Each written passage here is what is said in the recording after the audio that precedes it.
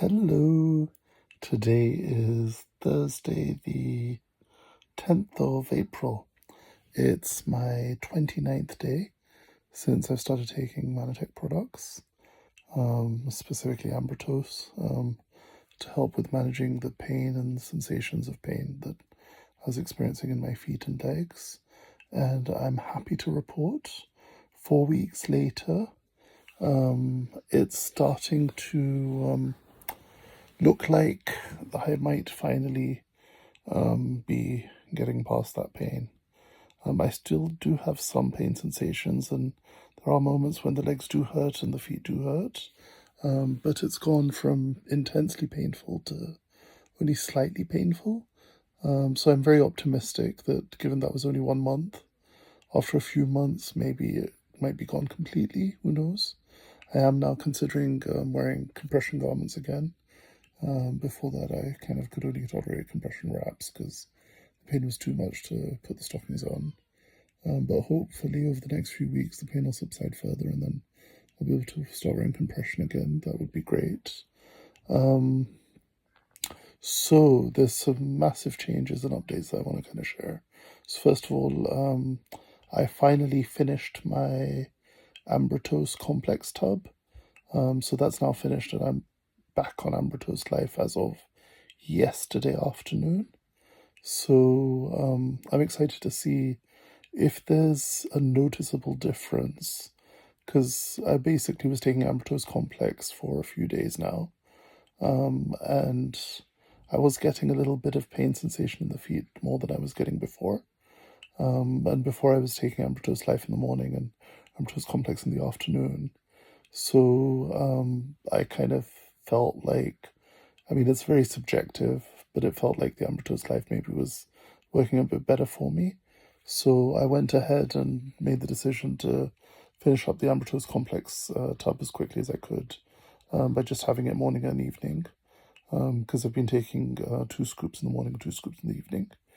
And so now I finished up that tub, and so yesterday I kind of started back on Ambrotos Life. So now today I'll be taking Ambrotos Life morning and afternoon. So I've had it in the morning already with my Mannatech, and I'll have it again this afternoon. And let's see if over a couple of days it makes a difference, and if there is, I'll share what I find. Also,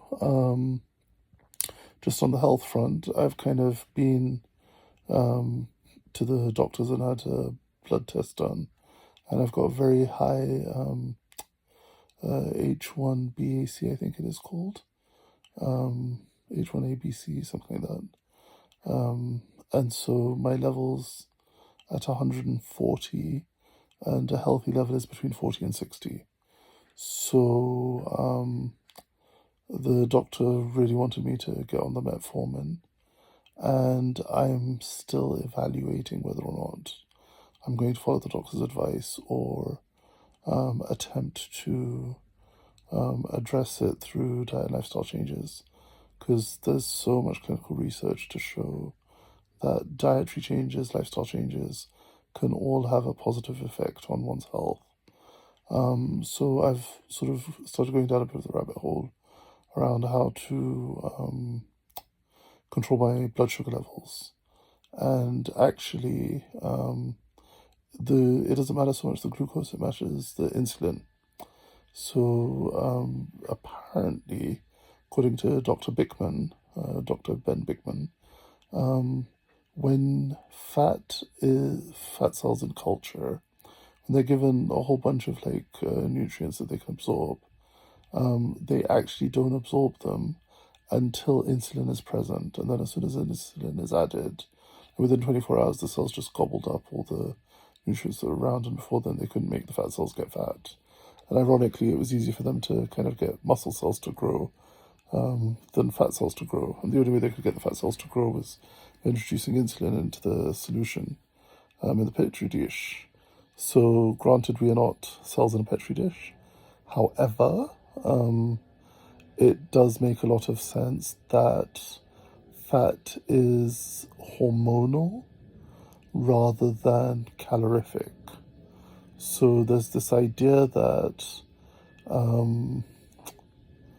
like the storage of fat, it comes about because of hormones in the body rather than because of the calories that you're eating. And so certain foods you eat might trigger a hormonal response, such as a spike in insulin, at which point then the body kind of goes ahead and stores all the fuel that it gets. Now, that insulin sensitivity apparently can get impacted by, say, exercise. So if you use the muscles, if you exert your muscles, or kind of use the muscles, activate them in some way, shape, or form, then the muscles just take up all the glucose from the blood. They just use it up as fuel and energy and store it and stuff. Or something, like, I'm not entirely sure what it does with it, but it just, apparently it all comes out of the blood and it gets taken up. And when you don't have the muscles actively doing that, then your insulin levels go up, and then the surplus energy gets stored as fat, or rather gets stored as carbons in fat cells within the body. And so I'll go into it more at some other point, but just for now, learning how critical insulin is in order to put fat on, put weight on, to the point where diabetics, like type 1 diabetics, if they don't take enough insulin, then what they eat doesn't get stored as fat, and they basically like just end up passing the food, like the food goes through them, it doesn't actually get stored. And so they have to increase the insulin injections, or like the amount of insulin they're taking, if they want for the body to then store the food as fuel, as energy, and then to put on mass. So with that in mind, and with the fact that Mannatech have recently released some products in the UK that are specifically aimed at helping convert the body's metabolism from fat storing to fat burning, I'm basically committing to doing everything I can to lose weight. And not so much to lose weight, I'm doing everything I can to basically shift the ratio of fat to muscle in my body. And basically I want to kind of start using fat as a fuel rather than storing it. And so to that end, I did have a watch from a company called Helbe, Helbe, and their watch is called a Gobe, Gobe, Gobe version 3, I think is the one I've got. And it basically measures your calories burned and your calories consumed. I'm not going to go into the details of it or the specifics of how it works, but they use some clever technology using all sorts of galvanic skin response and monitors that measure the conductivity of the skin and the movement of electric currents through the skin and all sorts of things like that. But basically they've come up with some cool tech that basically you wear it like a wristwatch and it'll measure what calories you've consumed and what calories you've burned. And they've compared it with, I think they did a study in one of the universities in the US where they basically recorded everything that people ate, recorded all the calories that they were served, and recorded what food was left on their plate after they finished eating, and tracked that against what the device measured to see that it was like accurate to like 90%. And they also apparently did some study in China as well, where they measured the accuracy of it, and again it came to like, it was like 89% accurate, which is pretty accurate for measuring like calories consumed and kind of the energy expenditure and stuff. And so I had problems with the device. I bought it many years ago, and I stopped using it about 5 years ago, just because it wasn't charging. So I thought, okay, let's see if I can get this replaced or repaired. So I contacted the support company, the company that builds them, makes them, and they're like, oh, just clean the contacts, it'll start working. So I went ahead and cleaned the contacts with vinegar, and lo and behold, it's charging, so I'm going to start using that again. I also have an Oura ring, so I'm going to start wearing that as well. And I've also got, what else do I have? I have my Oura ring, I have this. Oh, and also Libre, I think it's Libre Abbott, something like that. So there's the Libre system for continuous blood glucose monitoring. And so you can get a 14-day free trial.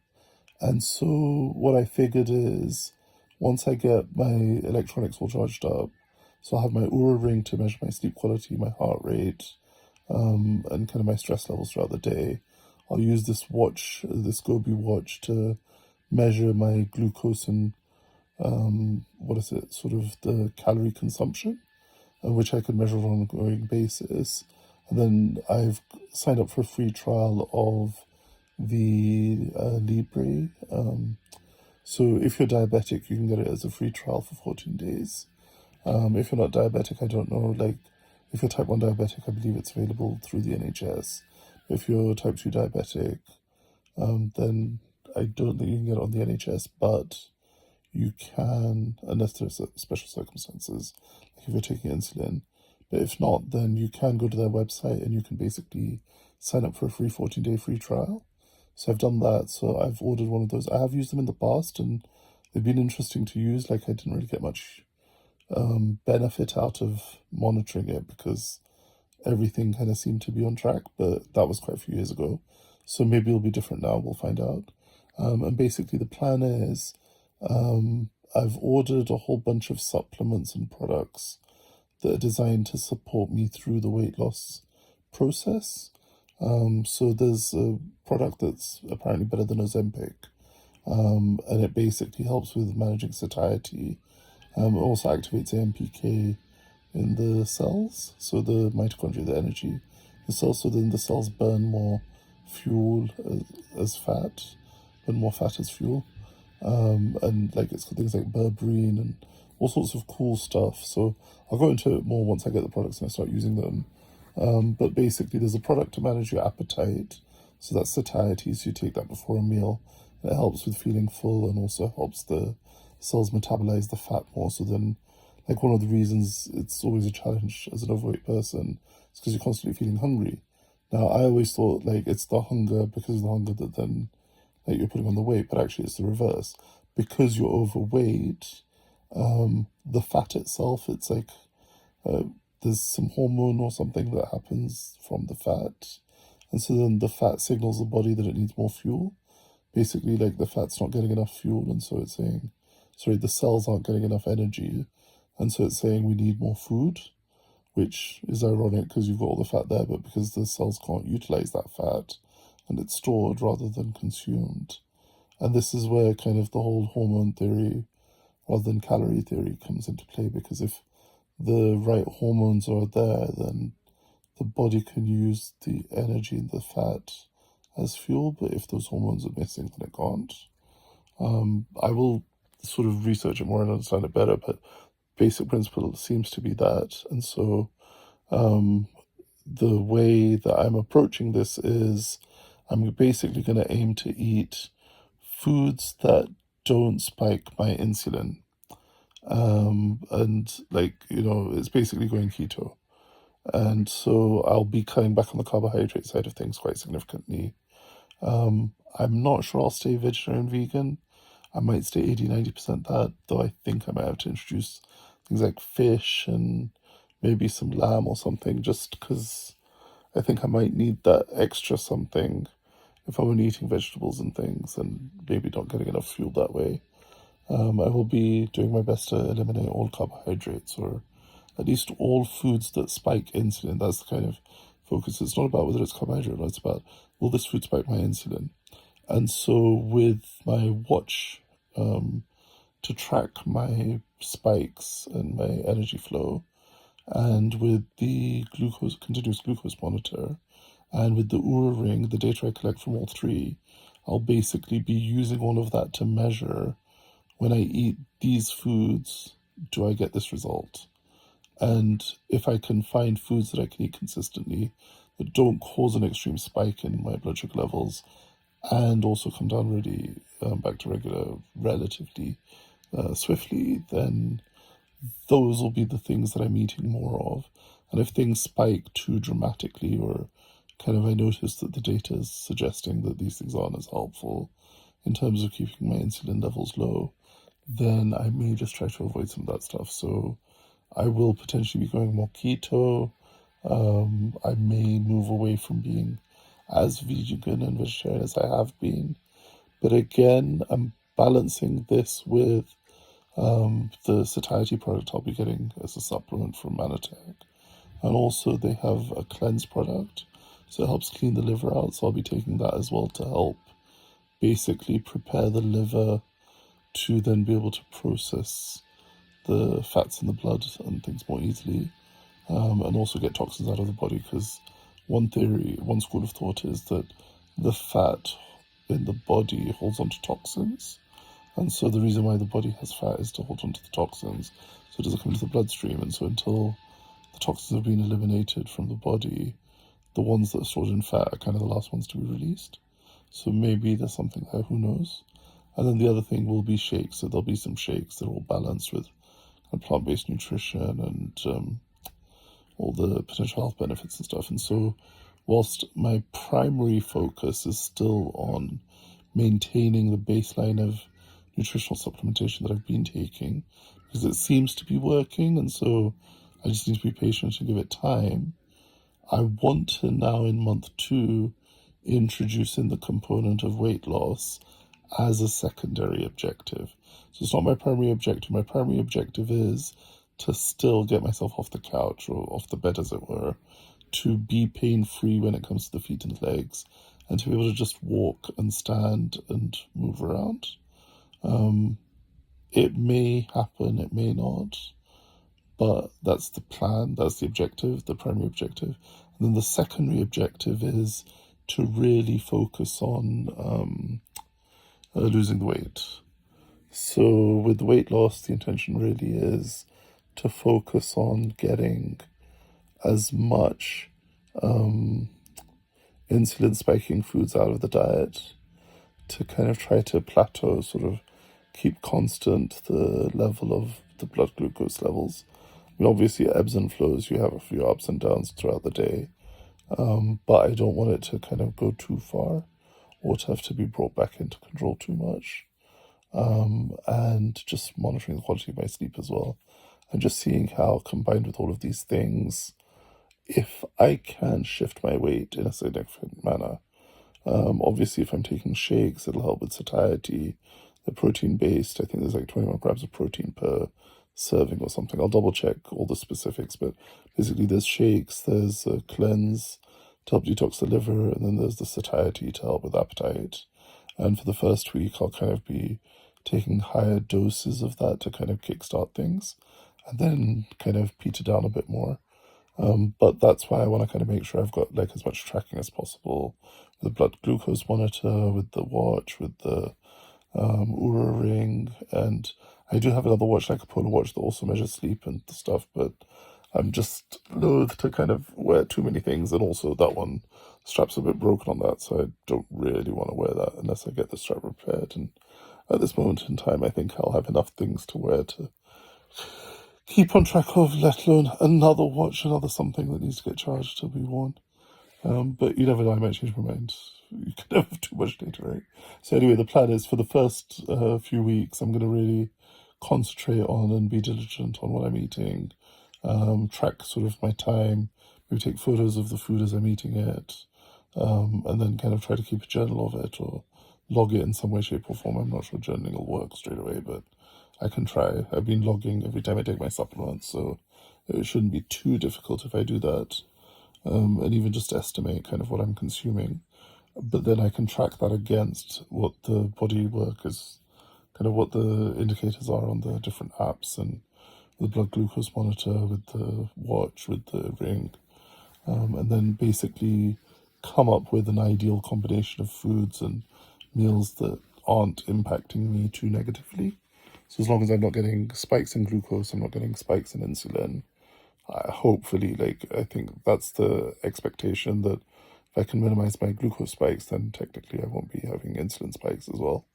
But we'll see. And so in the meantime, I've still got, between today and tomorrow, like tomorrow I get the delivery of the next set of products, which is exciting. It's like, oh, taking it up to the next level, moving on from stage 1, month 1, to month 2. But if in this month, and also I'm gonna like be really diligent about measuring my weight and circumference of diameter of like the body and shape, and kind of photograph it and everything. I may not necessarily publicly share all of that, but I want to document it at least for myself so that I can see what's the effect and what's the difference and what's the changes. And I was considering introducing an intermittent fasting as well, but I think just to begin with, for the first month on this kind of weight loss journey part, I'm going to just focus on following it to the T in terms of the guidance around how to use this kind of weight loss package of products and sort of these health products that basically should help me reformulate my body from so much fat to lots of more muscle and less fat. And just really quickly, I have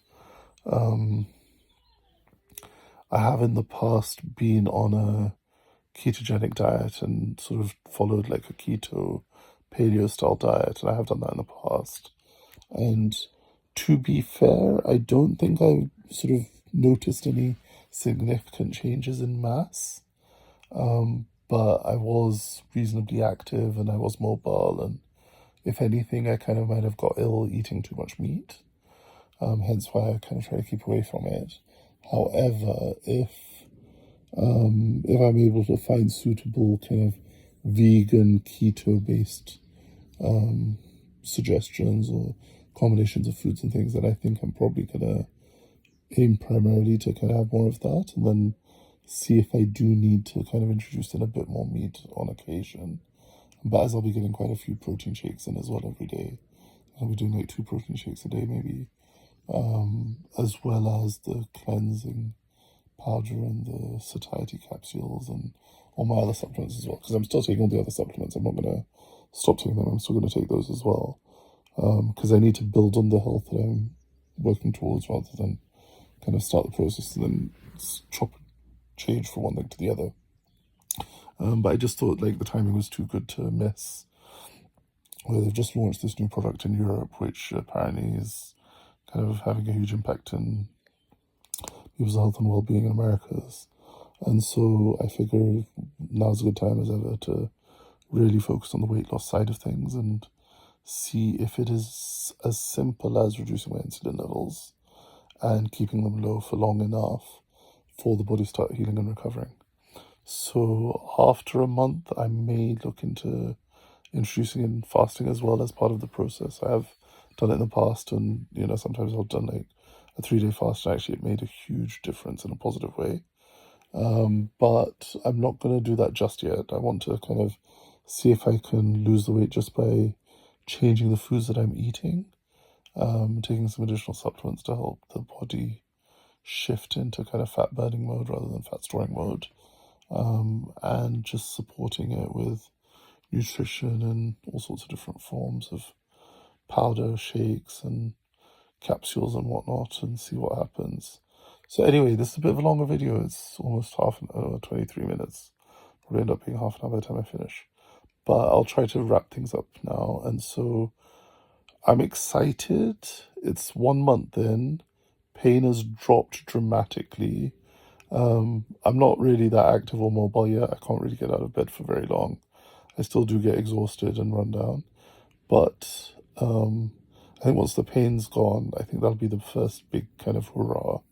And then after that, I'll consider kind of increasing my activity levels. For now, just like, I think it was literally yesterday, I decided I'm going to start adding some activity in if I can, with weights. So I've started using a kettlebell and just doing like simple lifting. And it's something Dr. Ben Bickman said in one of his videos, where he was like, just work the muscle to exhaustion. So I'm not worried too much about doing too much exercise, but just exercising something. So if nothing else, I'm building some muscles in my arm, and that'll be helpful if I have, like, once I get the wheelchair, to be able to use the wheelchair and stuff. But in the meantime, it just means I've got something I can do to kind of help absorb the glucose in the blood. So if I can use the muscles to exhaustion, then hopefully, again, that's another way to reduce insulin in the blood, is basically have a workout and then eat after the workout. And then if you eat carbohydrates and things, generally, apparently, after a workout, that stuff gets absorbed by the muscles and so gets used as fuel rather than getting stored as fat, which, like, that would be lovely if that was the case. So yeah, apart from that, I think that covers everything, and I'm probably gonna make public all my videos. I'm just gonna review them just to make sure I've not made any kind of specific comments around health stuff and diseases and whatever. But in general, I think I've been fairly focused on kind of just my own health journey. Also, I mentioned products and things I've been taking and the company I'm working with. It's not to say I'll only be doing this, and it's not to say that this might be the only solution, but it's what I'm trying out. So I'm just sharing what's working for me. And this way, if somebody sees me and I'm super fit and healthy and full of life and full of zest of life and able to move around and things, you'll be able to go back and see this is where I actually started and this was the journey that I went through to get there. So, I am actually bedbound. Check me out. I'm in my bed. This is where I make my videos. Well, some of them. But yeah, basically, I just don't have the strength to sit up, which is terrible. But I get tired. I have to just sort of lay down and my legs start hurting. So I have to keep them elevated. I can't sit with my legs down for too long. But yeah, we do what we can. We do what we can, right? And so the one thing I will say is if you want to follow along, if you want to join in, if you want to see how I'm doing, if you want to do anything yourself as well, feel free to comment or message or kind of let me know. And I will be putting something together a bit more structured and a bit more formal in terms of to share what I'm doing and what's happening and the results. Because I'm sure there'll be other people out there that, like me, have been bedbound or are just overweight and frustrated and really want to kind of make a shift. And as somebody who's spent many, many years, I mean, we're talking 20 years now, with like weight and health as part of the journey, I'm trying to figure it out and kind of get it working in a way that's kind of sort of sustainable and ecological. I think it's easy to forget that most of the things out there don't work. And most of those things don't work because they're not addressing the root cause, right? Calories is not the root cause of weight. Like, it's the side effect, right? Like, if you're eating and the fuel that you're eating is getting stored and you're still hungry, like if your brain is still hungry for fuel, then obviously you're going to need to eat to stay alive until your body can use the energy that is stored in the cells, in the fat cells, as fuel. And so that's the whole thing of like ketosis. And I'm not like, because the medical medium suggests we eat too much protein anyway and we don't need more, I'm kind of loath to kind of start eating a whole bunch of protein, and especially the eggs and chicken, and because of the way that eggs are used to incubate viruses and the way that chickens and birds and things might kind of start becoming susceptible to bird flu. But hey ho, let's not go too far down that rabbit hole for now. We'll just call it a day there. But yeah, I thought it's been a month.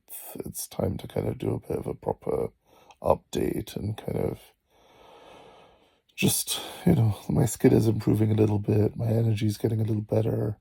When I went to my podiatrist, they said that there was a marked improvement in the skin there. And even just looking at it, like the skin is, like, I'm able to see fresh skin for the first time in a really long time on my toes, on my feet, which like normally it's all covered in stuff that just it covers up the toes and feet and just doesn't look healthy. But it has been that way for quite a few years now. And so that's clearing. So that's like a positive. So there must be something happening at that level as well. And also, like, because I've been chronically ill for so many years now, I imagine it's going to take some time for, like, all of the critical stuff to get repaired first and then start working on kind of the less critical stuff. So for now, we'll consider the weight as our safety blanket. All the fat that's stored in the cells is all the toxins being kind of kept away from the liver and kind of being kept away from the rest of the blood. So, we're grateful for it, but if we can get that out of the body, if we can get that safely out of our system, then that'll be even better.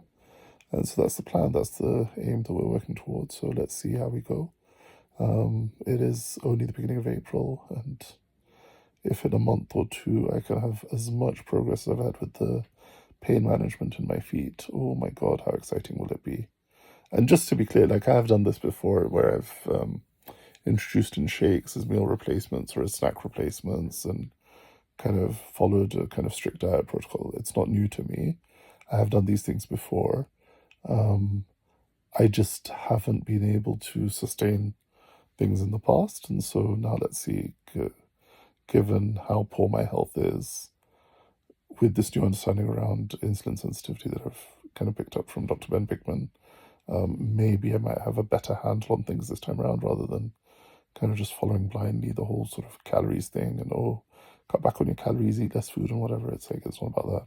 It's about eating better quality food. So, you know, raw fruits, vegetables, like natural foods, natural plant-based stuff, and obviously the fats, the minerals and the proteins and all the other stuff. So anyway, I think now it's gone over 30 minutes, definitely far too long. I'm just excited, and let's see if we can go from this to this. You know, bring the cheeks in a little bit, bring the chubbiness from 2 chins to 1. If we can make all this disappear, let's just work towards that. And in the meantime, we'll just be grateful that we have a body that keeps us alive, so we're still here having this human experience. So at least we can be grateful for that. I can still breathe under my own strength, so that's always a positive, right? All right, on that note, have an amazing day, whatever you're up to, and appreciate you taking the time to watch this. If you have any thoughts, I'd love to hear your comments in the comments to the video. Feel free to leave a response and let me know what you think, and look forward to the next update. Bye for now.